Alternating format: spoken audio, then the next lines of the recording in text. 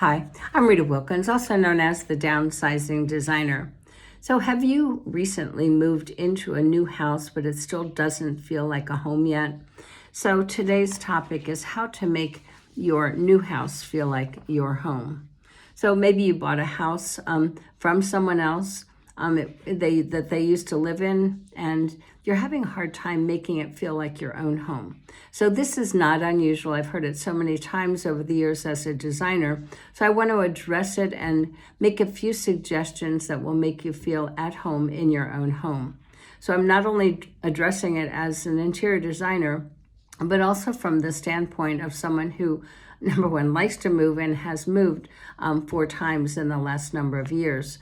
So I understand the importance of making that new house yours. Perhaps some of this was also influenced by the fact that growing up, our family moved 9 different times. And I always marveled at how our mother was always able to make each house a home very quickly. And as I look back on that experience, I realized that what she did is very much of what I want to share with you right now.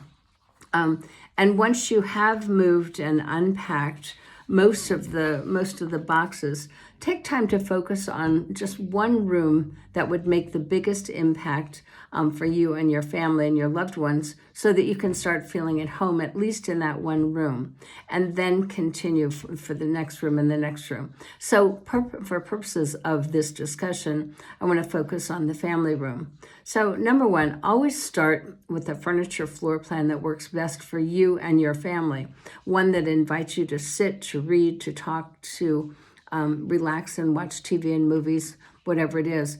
Likely there's more than one floor plan, so move the furniture around until you get one that really does work for you. And also, once it's arranged, don't be afraid to move it again.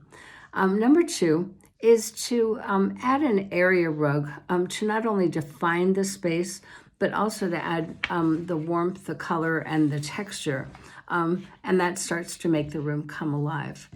And again, there's probably more than one rug that you could use. That might be some that you already have, or there's so many inexpensive, good-looking rugs right now that you can purchase and get a seasonal look and a seasonal change. Number 3 is strategically place several lamps that not only function to serve a purpose, but also to add the warmth and the coziness that invites you in.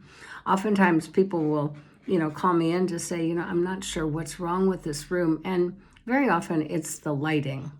And so when you after you get the room all decorated, make sure you're paying attention to good lighting that's useful, functional, and also decorative.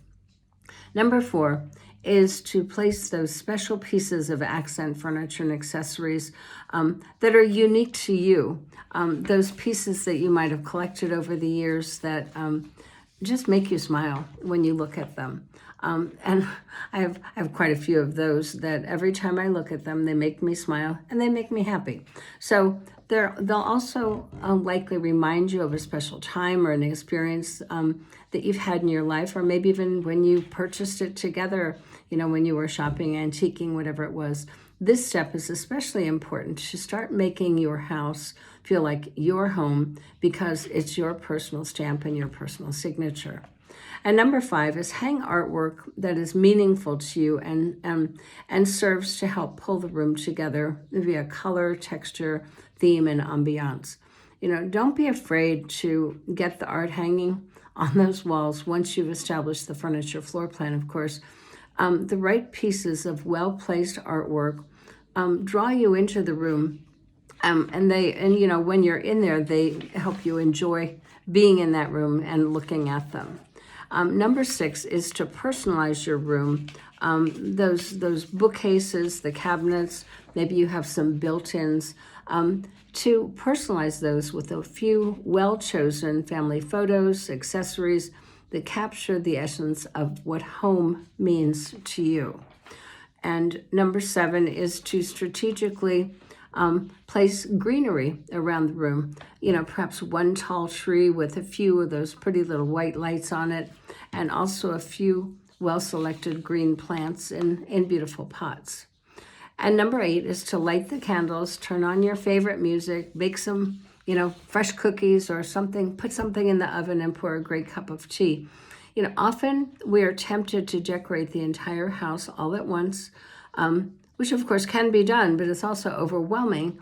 And then it never feels like it's done. So if you want to start feeling at home in your new home, I recommend trying, this method of just one room at a time, of starting with that one room that will make the biggest difference for you and your family.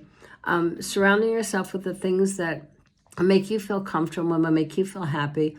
Make it a room that you never want to leave because you're finally at home.